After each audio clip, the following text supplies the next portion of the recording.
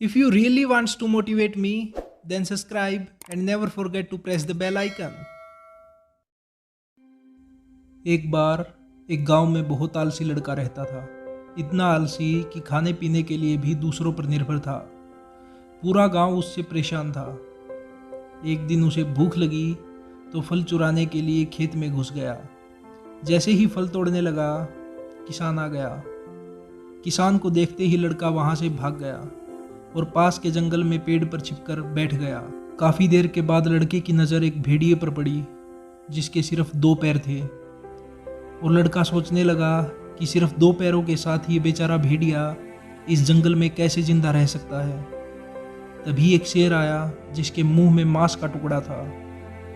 शेर ने मांस का टुकड़ा भेड़िए के पास रखा और भेड़िए ने मांस खा लिया। लड़का सब कुछ पेड़ के ऊपर बैठा देख रहा था और सोचने लगा कि भगवान अपने बनाए सभी क्रिएचर्स का ख्याल रखता है और उनकी मदद के लिए किसी न किसी को तो भेजता ही है। आलसी लड़के ने इसे भगवान का संकेत समझा और इस उम्मीद में सड़क के किनारे जाकर बैठ गया कि भगवान उसकी मदद के लिए भी किसी न किसी को तो भेजेंगे। इंतज़ार करते करते 3 दिन हो गए, लेकिन लड़के की मदद के लिए कोई भी नहीं आया। भूख से हालत खराब होने लगी। तभी एक दिन एक साधु वहाँ से गुजर रहा था। लड़का साधु के पास गया और सारी कहानी बताई और पूछा कि भगवान ने उसकी मदद के लिए किसी को भी क्यों नहीं भेजा। साधु मुस्कुराया और कहा कि बच्चे, शायद तुमने भगवान के संकेत को गलत समझ लिया है।